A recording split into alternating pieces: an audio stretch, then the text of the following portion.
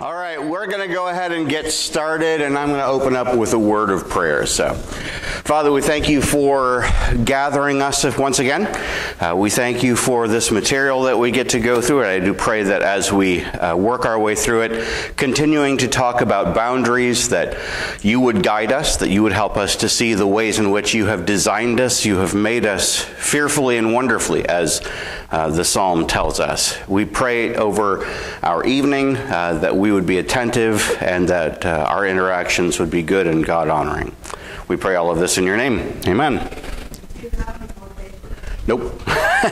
I made another one for Caitlin, but do you want to? I'll make one more. So it's 3 pages. Yep. It's on the thing. So. Oh wait, is there? Okay. I never will. All right, so we're continuing to talk about boundaries. This is going to be Boundaries Part 2, and as I was getting ready to do this one, it's going to be a Boundaries Part 3 next week. So there's just too much to cover, and it's too good. So we're just going to do that. Our big idea. So developing boundaries is essential to understanding who we are. That's kind of, we looked at that last week. Therefore, failing to develop boundaries results in a multiplicity of hardships for life. And that's mainly what we're going to be talking about tonight. It's what it looks like when boundary development fails. We'll get to that in a second. We do have to cover one other thing first. And that's kind of the idea of how our boundaries developed. How our boundaries developed. So there's kind of 3 stages that we're going to look at here really briefly. The first one is bonding, right? We talked about bonding for a couple of weeks. Bonding is essentially the first year of life. And there's obviously a little bit of give or take on that.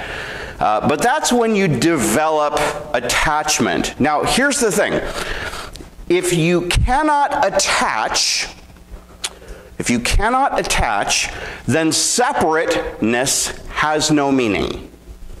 So if you fail to develop the bonding side of things, then your boundaries are going to be thrown off as well. So if you cannot attach or cannot attach well, then separateness has little or no meaning.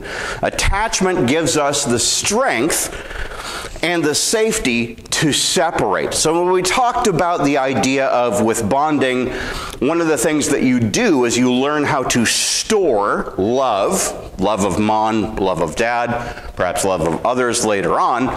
You can carry that with you, and it's okay then to learn how to separate. And that's what begins approximately about the 2nd year of life, becoming separate. Becoming separate. As infants, we develop secondary processes, they're called. And they're called secondary processes because they develop secondarily to the primary processes, which are like the feeling and the love and all of that we talk about with bonding. So these are things like mobility, language, the ability to think in language, realization of consequences, more ranges of behavior, realization of increasing physical and emotional separateness, and beginning the process of willing, right? You develop your will. Mom and baby, during the bonding phase, used to be more of what you would think of as a unit, right? They're kind of together. During the becoming separate, it becomes actually more of a relationship because child begins to develop this separate sense of self. You're 2 different people. Yes. Increasing separateness happens kind of from that point onward. So from year 2 onward, particularly the first 4 or 5 years of life, bonding and separateness have to learn how to work hand in hand. Right? If they don't, there's going to be problems. They learn how to relate to more than one person at a time. Right? It's not just me and mommy. Or it's not just me and daddy, it's me and there's all of these other people who are in life, right? But you really don't see that a whole lot well until you get to year 3, year 4. Their world away from their primary attachments begins to grow, and they can stand to be away from mom, away from dad for lengthier periods of time. So like for more than 10 minutes, right? You're able then to have that different self-soothing, that different separation, all of that. So we start with bonding, we start with attachment, then we become separate, and then God willing, by his design, that separateness increases, right? So that by the time you're an adult, you should be able to be separate and it not be a problem. But that's not always the way it is for people. Yeah? So what happens in cases you have the 3 or 4-year-old with the separation anxiety? Still won't leave mom's side? Yeah. Well, so that is an indication that there's probably a bonding issue. Okay? So then that has to get worked out. So learning for the child, they have to then learn how to store that love. Right? Because what's happening, because there's a separation issue, is that they haven't learned how to do that, so they don't know how to be separate. Now, it could very well be that mom or dad just isn't fostering that.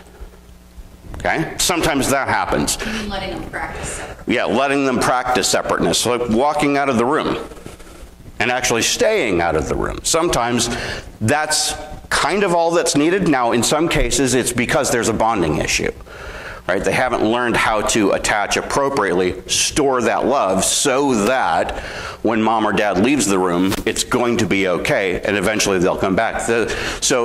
Remember, we come back to this idea of emotional object constancy, this concept of mom or dad exist even when I don't see them, right? Because I've stored enough love to be able to practice that. But sometimes that is a bonding issue, okay? So, what happens when we fail to develop boundaries, right? That identity, that ability to say yes, that ability to say no. Ownership is crucial in creating boundaries. On the one hand, people who are not allowed to own their own thoughts, feelings, attitudes, behaviors, desires, and choices never develop a true sense of responsibility.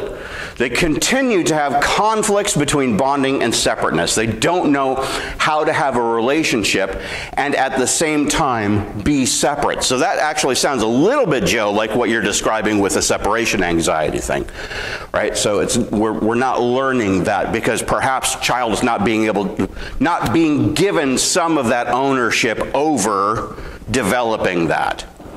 So that's a possibility. It's not in every case. On the other hand, people who own other people's thoughts, feelings, attitudes, behaviors, desires, and choices extend their boundaries too far, encroaching on other people's property. Right? So we come back to that idea of imagine yourself as a property with a house, a fence, all of that sort of stuff. If your neighbor comes over, crosses over onto your property, or maybe you cross over onto your neighbor's property without permission, and without that, there's friction, right? And it's a problem. And we don't want to foster that.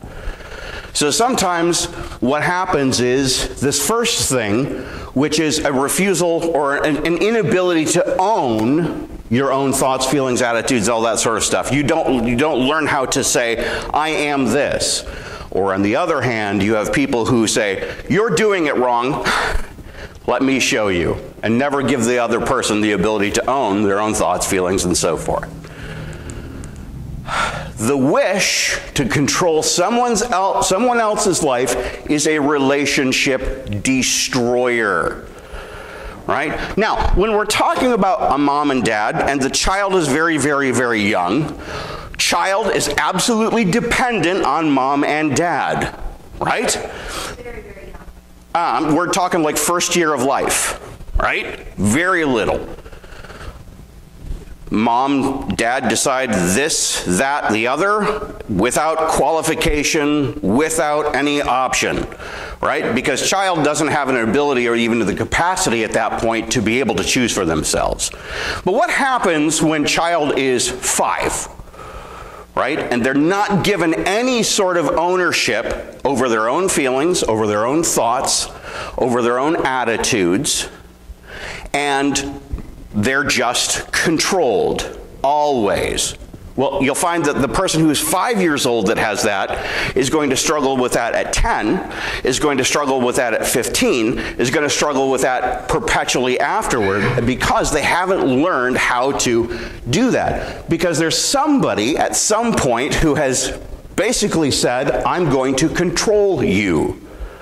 Now, it may be that even when this person is an adult and lives far away, right, they may still have this little voice in their head that is that controlling parent that the person that we're talking about is unable to think of themselves apart from those things, apart from those kind of control issues.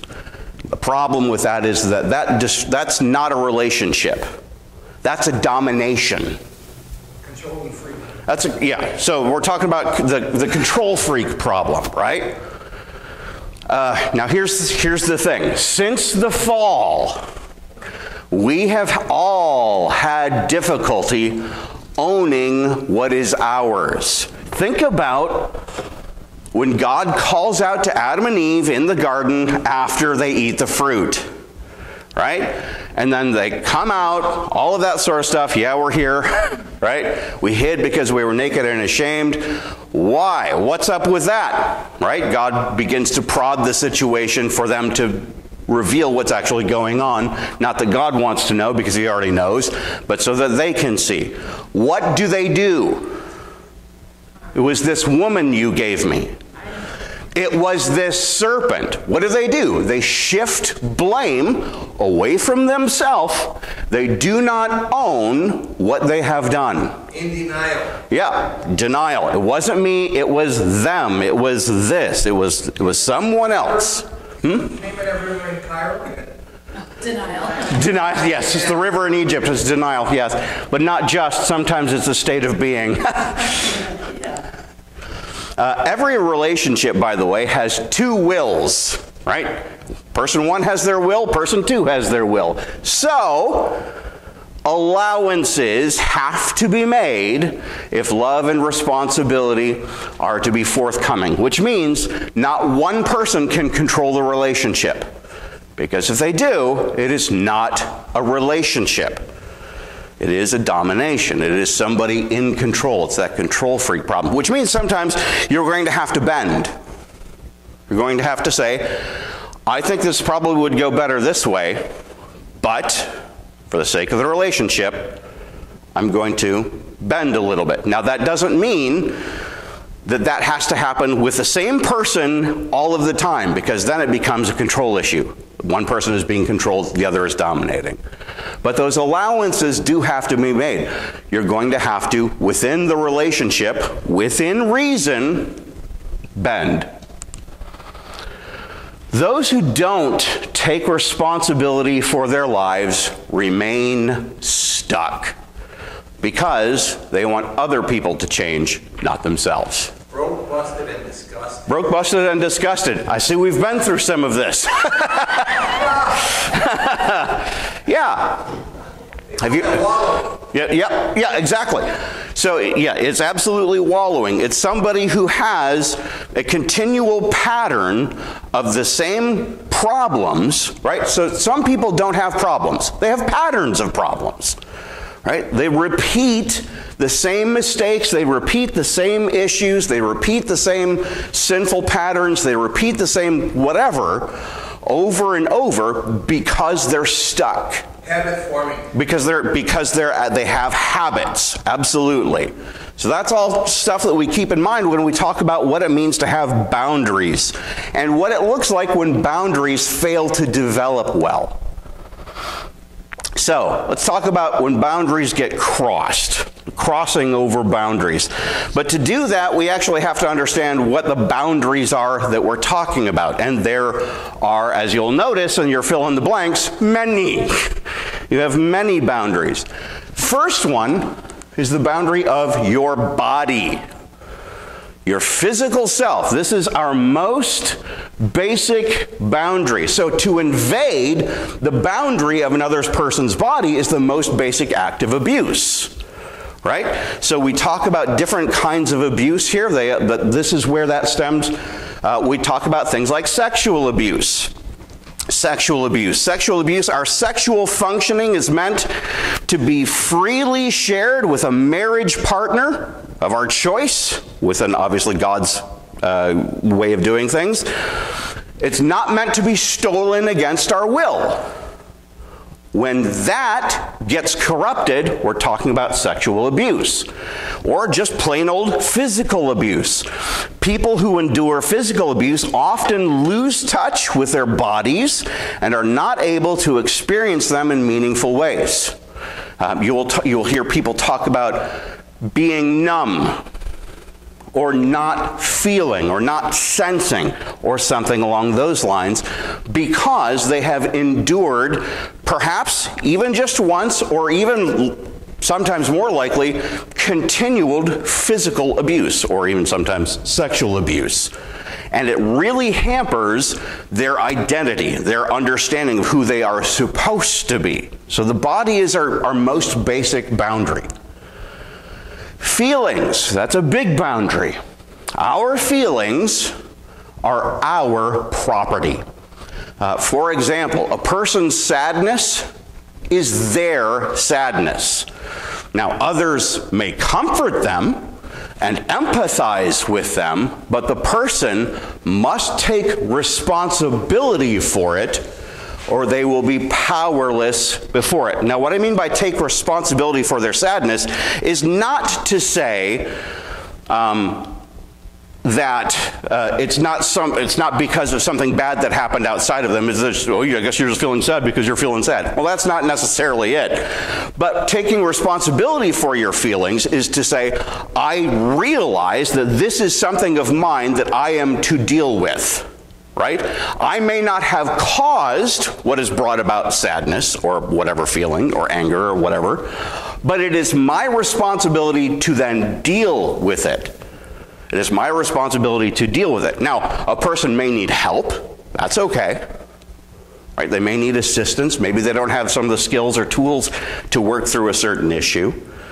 But it is their responsibility to actually stand up and deal with it. Attitudes. The attitudes are the settled ways we think and feel about others or situations. That's our property to deal with. Right? Attitudes are a boundary. They belong on our property, what our attitudes are. Behaviors. Behaviors. Our sense of being able to own our behavior is critical for having a sense of control of our lives.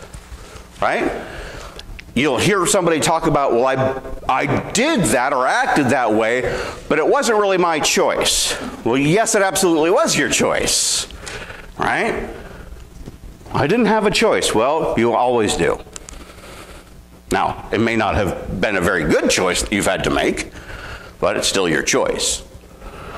Our thoughts and emotions affect one another, with emotions more often exerting influence over thinking a lot of times. But that's our property to deal with. Thoughts. Hang on. Yep. Difference between thoughts, feelings, emotions. Okay. Feelings are a little bit more fleeting. An emotion tends to be more of a state. Thoughts are the contents of our thinking. Okay. Right?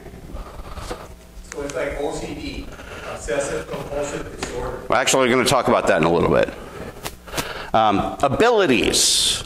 We shouldn't compare ourselves to others, for God made each of us unique. So Romans 12 talks about the different gifts that God has granted to the body, right? We have that picture of the eye cannot say to the hand, you're no value, or I'm no value, all of that. God has uniquely granted us abilities, and therefore, comparing ourselves to one another, I really wish I was like that eye over there. Yeah, but that's not how God made you, right?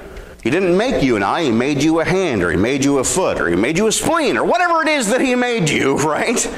God made you how he made you, and God has granted you abilities, and that's yours to own. Choices. The essence of boundaries is responsibility, and the hub of responsibility is choice. What do you choose?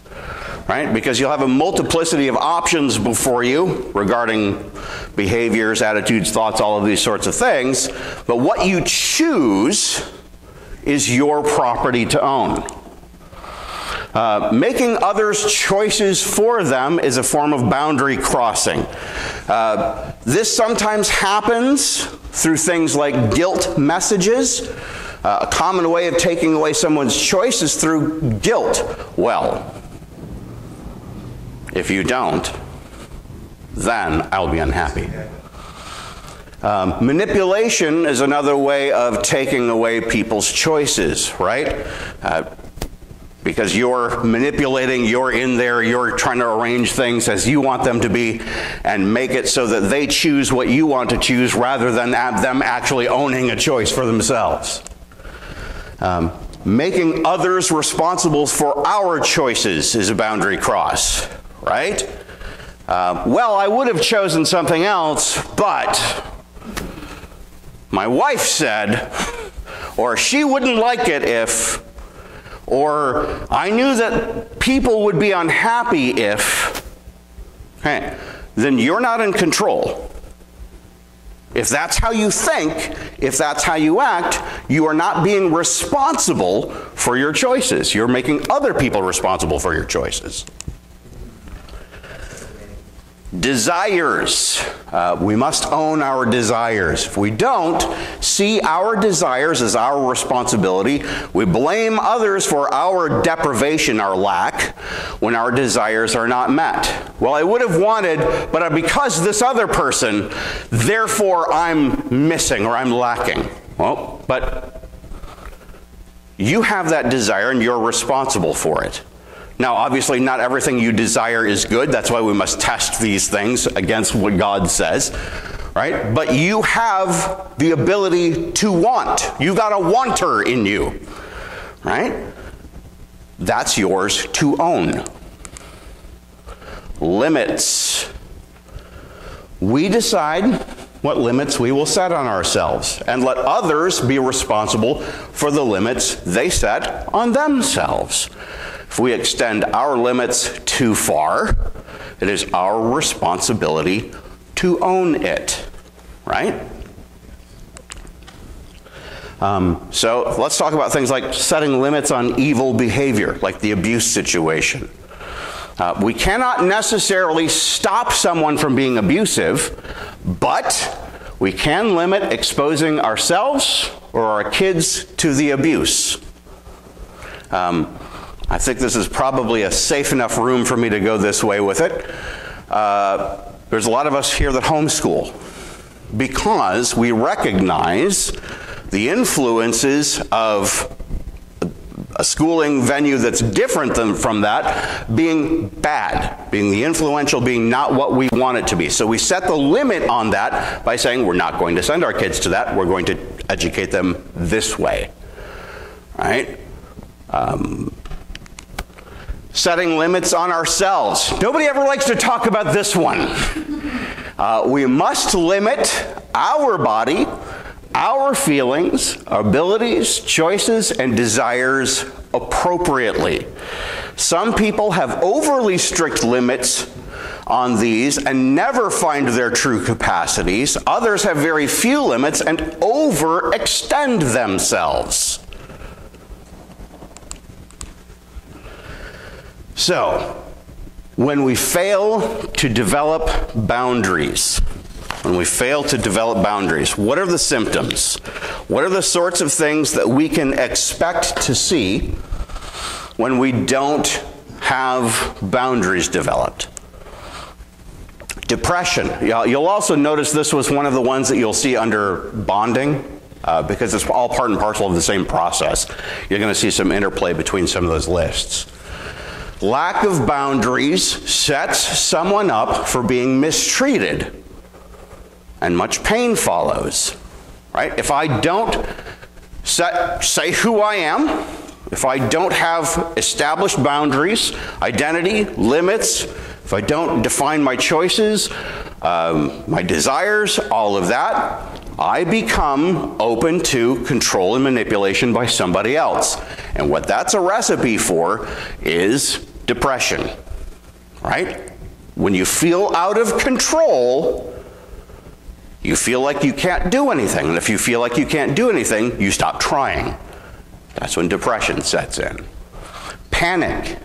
Lack of boundaries eradicates a sense of control. Lacking this, panic can easily set in. Panic. Resentment. Resentment. Many people resent things they are doing because they are doing them under compulsion.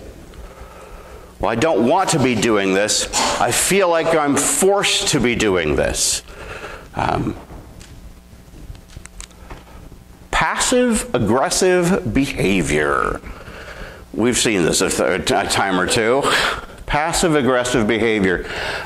This is indirect resistance to demands for adequate performance in social or work settings, right? I'm not going to actively say no, but I'm going to let you know in other ways that I don't want to be doing this.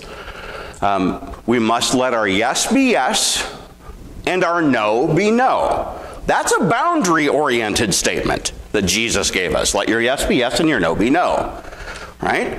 It is not passive, it's straightforward. Codependency. This is a learned pattern of attitudes, feelings, and behaviors in which people seriously neglect their own health and well-being for the wishes of others. Codependency. So this is bonding and boundaries working together gone awry, right? Because you're supposed to be attached, supposed to be in relationship with one another in a healthy, boundaried manner, but what results when those go awry is a codependent relationship sometimes. These lists, by the way, are not always going to be, you'll see all of them in one person. Sometimes you'll just see particular ones. Or different situations or may bring out one or the other. Different situations may bring out one or more strongly, absolutely. Identity confusion. Yeah, here's some laughter already. Identity comes from owning who we are and realizing all of our attributes. People who don't take responsibility for what falls within their boundaries and being separate from others are unable to tell what is them and what is someone else. Okay? Sometimes it's I don't know what I want. I don't know what I want. Well, maybe I'll just see what they want. Okay, well, that's not owning your desires. That's not owning your limits or any of that. That's, you don't know who you are. And that's a manifestation of a boundary problem. And that's not just necessarily identity where it comes to societal's view of, I mean, it's funny because we chuckle, but yeah, it's not just the gender issue today. Right. You see, so that's a manifestation of it. Go to a junior high, even a junior high co-op, of homeschooler kids, right? I like this because they like that. Right, yeah. Learning, and in some ways that's healthy for them to learn what do I like or don't like. Right. Because I tried it on and no, I really don't like what my friend likes. Right, yeah. Yeah, that's a pretty good example of that. Difficulties being alone. Some people are unable to separate. They have failed to develop the internal structure to store their bonding experiences. It's like pouring a water into a bucket with the bottom cut out. right? They don't know how to store that so that they are restless when they're alone. I don't know how to be alone. So maybe they try to reach out just to fill that void, and it doesn't seem to work, because when they try, there they are in the same difficulty as they were before they tried. Empty nesters, especially homeschool parent empty nesters. Oh, yeah. It's really common. An easy one to notice it. Sure, yeah, empty nesters. For example. Masochism. That's a fun one. This is the getting of pleasure from suffering physical or psychological pain inflicted by others. That's a real thing. They are unable to set limits on others' abusive behavior. So they need someone so much they can't bear to limit them. I'm pretty sure I know the answer to this question. It's probably no, except for maybe one of you. Has anybody here seen, I think it was the late 80s, and it's based on a Broadway musical called The Little Shop of Horrors. Has anybody seen that one? You've seen it. So the dentist, right? He's a sadist, but then there's one patient who comes in who's a masochist, who Bill Murray plays him, who he just enjoys the pain so much, which is a sort of a mischaracterization of what it is. But it's the idea of somebody who gets pleasure out of pain because they don't have a concept of how to limit somebody else. So they don't have an understanding of how to limit that. Victim mentality. Now, this, of course, is to not say that there are no such thing as victims. There are actual victims out there. But there's a mentality that just seems to perpetuate the problem. Always or regularly seeing yourself as a victim of circumstance or other people because they do not take responsibility for themselves. Okay? Blaming. We come back to the Adam and Eve thing. Blamers always direct responsibility for pain and change towards someone else. Yes, others can cause pain, but others are not responsible for dealing with our pain. That's just like with the emotions and the feelings. They are responsible for the consequences of wrong behavior that cause that pain, right? Which is why we talk about limiting. And saying, no, we're not going to do that, or no, I'm going to limit my exposure to this kind of activity. Over-responsibility and guilt. Over-responsibility and guilt. I think guilt is supposed to be another fill in there. I'm not sure if it is or not. I got it typed in, okay. But over-responsibility and guilt. People without clear boundaries feel responsible for things that they should not feel responsible for, like other people's feelings, disappointments, and actions, right? Well, I can fix that problem for you. It's sort of a nervous or anxious, I can't stand it when somebody else is in distress, so I have to step in and do something about that, right? Well, but the problem with that is that's a boundary cross. And what if that person actually has to take ownership of their distress before somebody steps in and tries to fix it? Under responsibility. We go the other direction now. People who feel over-responsible for others tend to neglect their own property. They do not carry their own load, Galatians 6:5. Right? Because you're so busy focused on somebody else, you're not dealing with your own stuff. Right? Because sometimes it's easier to deal with somebody else's stuff than to take a look inside and say, I've got problems. I've got issues that need dealing with. Feelings of obligation, feeling of being compelled stem from not feeling in control of yourself. I must. And if that's, I mean, you may have a obligation. So this is different from having an obligation, something that you've agreed to. But this is the sense of, I have to take care of all of these problems, even if I haven't been asked, even if it's not been put in my corner. Feelings of being let down. Since many are so good at taking care of others, they feel that others are obligated to take care of them. Then they feel let down when this does not happen. They perceive others as being unloving. Okay. There was no agreement here. Why are we laying expectations on other people? Isolation. Sometimes the unboundaried person avoids relationship in order to feel a sense of boundaries. Right? That's it's a false or manufactured boundary that isn't real. Well, I'm saying no. Well, you're saying no by avoiding bonding, right? Which is essential for boundaries. And as we talked about in the beginning, the unbonded person, the person who doesn't have boundaries, separateness is meaningless to them. Extreme dependency. People who have never gotten a feeling of owning their lives believe they can't function responsibly on their own.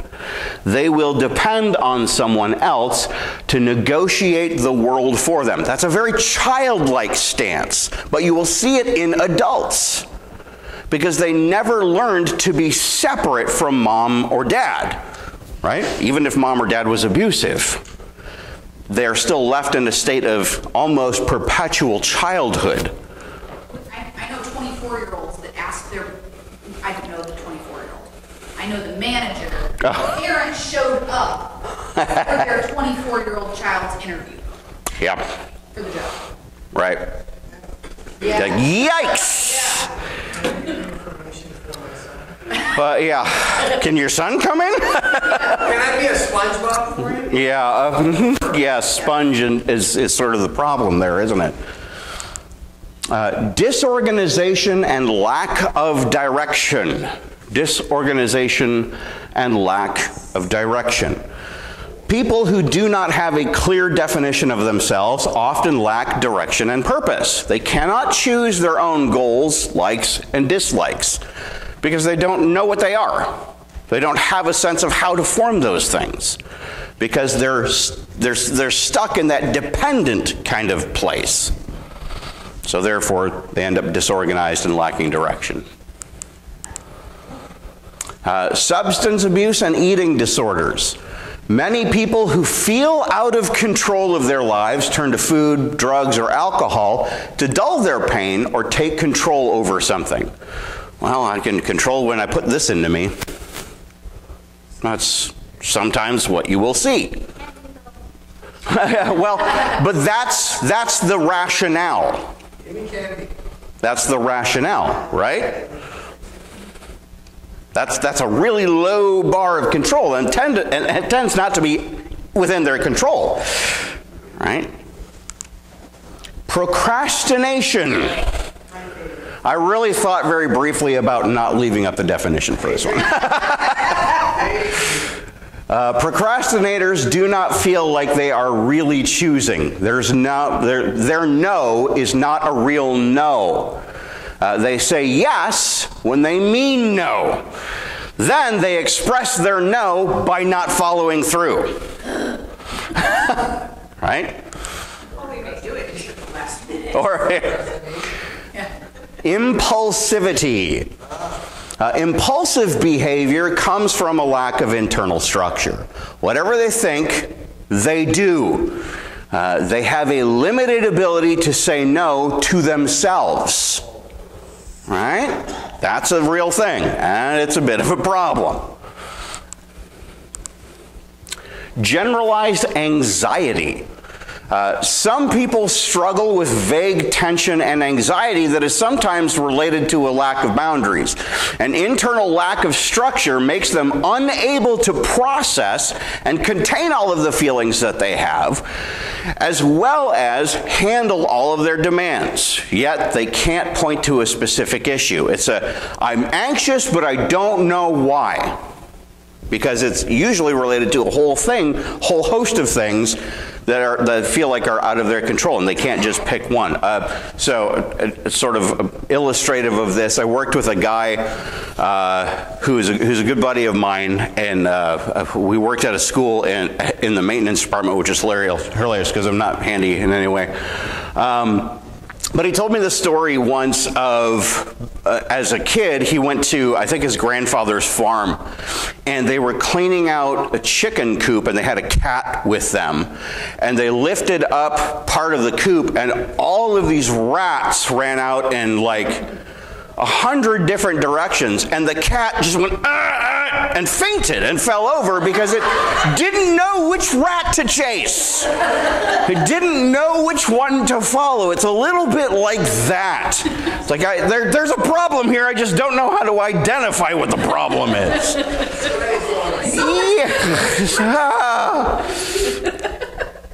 Obsessive compulsive behavior, which you mentioned earlier, David.